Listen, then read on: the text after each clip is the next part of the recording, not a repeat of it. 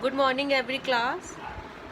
आज हम आप पढ़ेंगे हिंदी व्याकरण पाठ 4 शब्द जिसे हम वर्ड से बोल सकते हैं। आज के दिनांक है 16/9/2020 और आज का वार है बुधवार। हम शब्द का मतलब समझेंगे कि शब्द क्या होता है।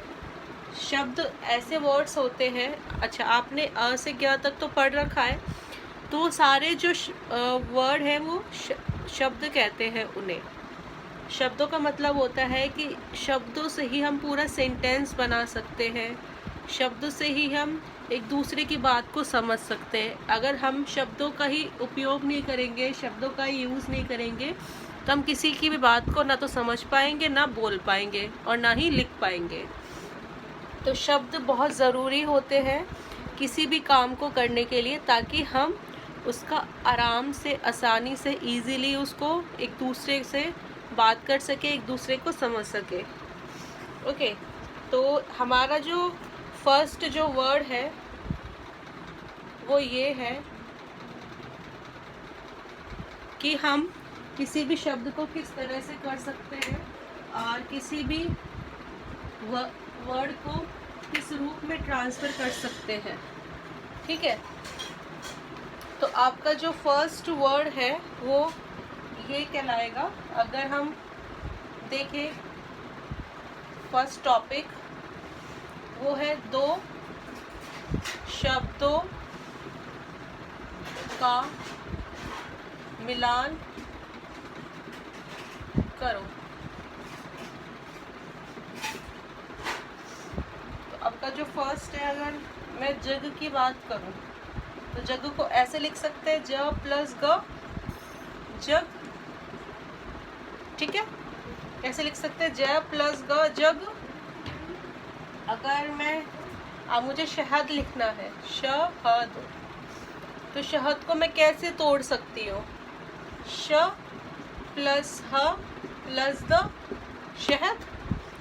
ये अलग अलग हो गया। अगर इसको हम एक ही रूप में लिखना चाहें तो इस तरह से लिखेंगे। ठीक है, ये तो हो गए आपके दो वर्ण के शब्द और ये हो गए आपके तीन वर्णों के शब्द। इसमें दो शब्द है इसलिए दो है, इसमें तीन है इसलिए इसमें हमने तीन लिखा है। अब कुछ ऐसे वर्ड्स होते हैं जिनका स्थान परिवर्तन के साथ, अगर उनका एक्सचेंज करते हैं, स्थान को परिवर्तित करते हैं, तभी भी वो सेम वैसे ही रहते हैं। जैसे सपोज अगर हमने नेक्स्ट लिया स्थान परिवर्तन,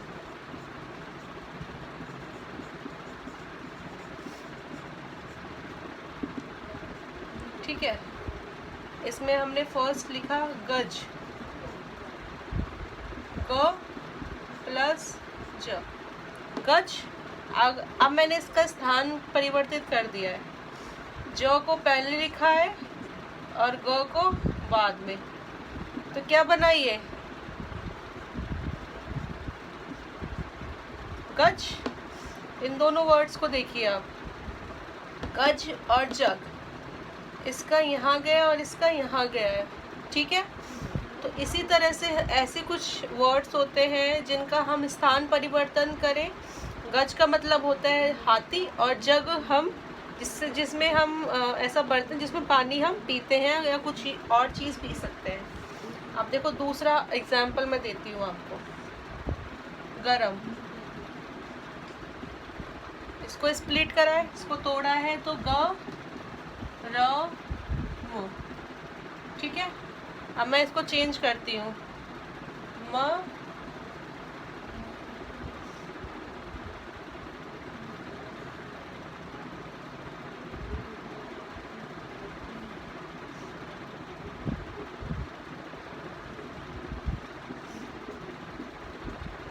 मगर, यानी कि म को मैंने यहाँ लिख दिया, ग को यहाँ पे और र को यहाँ पे।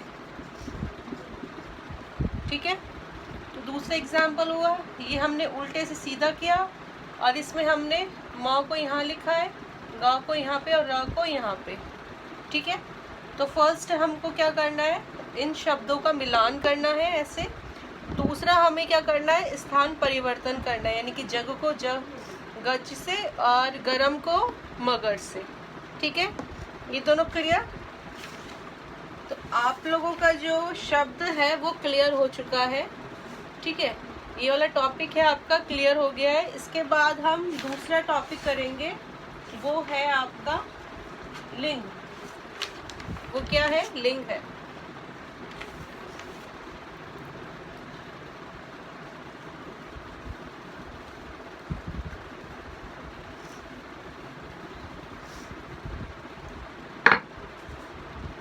अब है पाठ 7 लिंग। इतना बड़ा टॉपिक नहीं था, इस वजह से मैंने आपके 2 टॉपिक्स ले लिया यहाँ पे। लिंग किसे कहते हैं? जिस शब्दों से या जिन शब्दों से या रूप से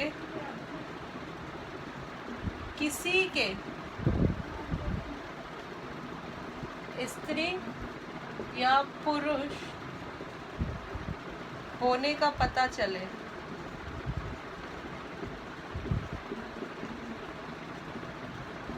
उसे क्या कहते हैं? लिंग कहते हैं।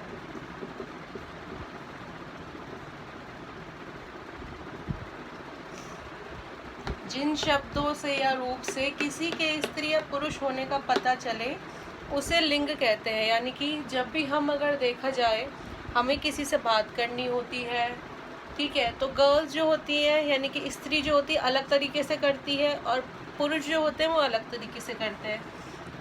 इसमें 2 भेद होते हैं। एक तो होता है स्त्रीलिंग, दूसरा होता है पुल्लिंग।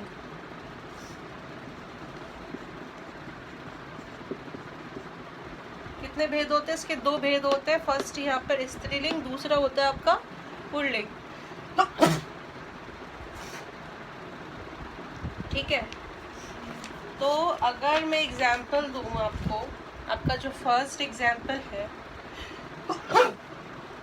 सॉरी आपका जो फर्स्ट एग्जाम्पल है वो ये है कि मुर्गा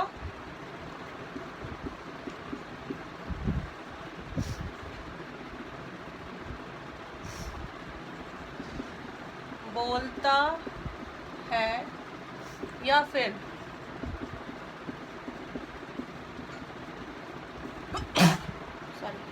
बोलती है।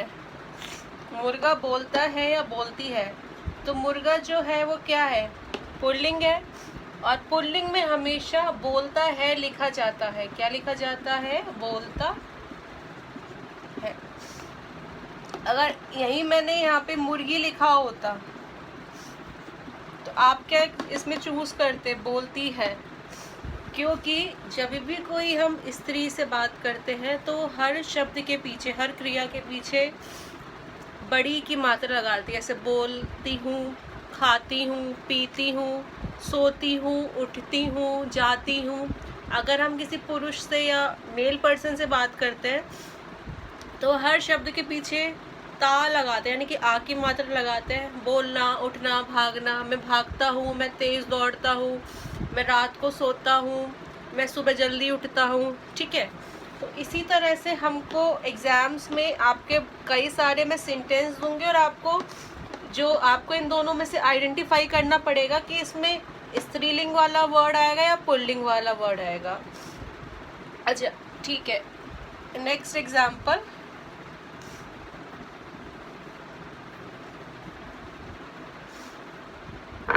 मैंने यहाँ पे आपको दे दिया शेरनी,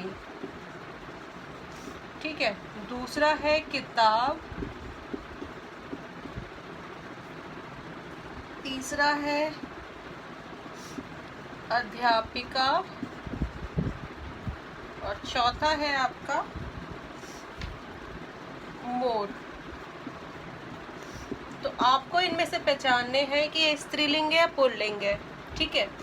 शेरनी क्या है? स्त्रीलिंग, तो इसमें क्या लिख देंगे हम? स्त्रीलिंग।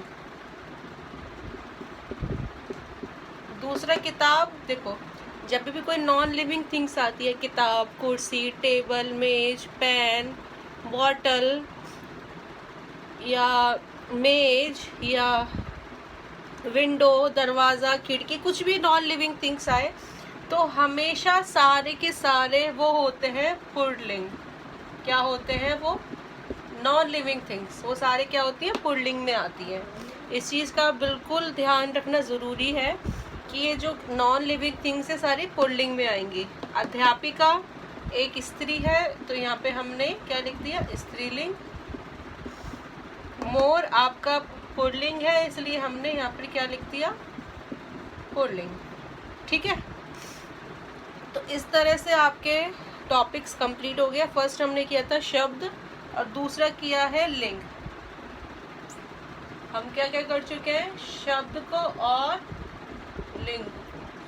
ठीक है, शब्द में हमने एक तो 2 तरह के शब्दों को तोड़ा था, फिर 3 तरह के शब्दों को तोड़ा था। उसके बाद में हमने शब्दों को उल्टा करके उनका मीनिंग निकाला था।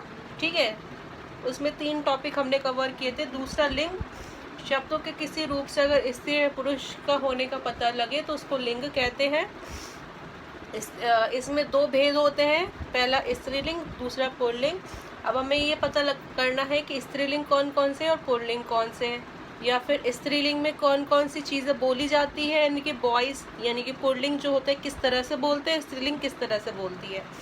बस ये दोनों टॉपिक आप लोगों के कंप्लीट हो चुके हैं। एक बार आप लोग इसमें ज़रूर बुक से रिवाइज़ कीजिएगा। ठीक है, okay, thank you so much.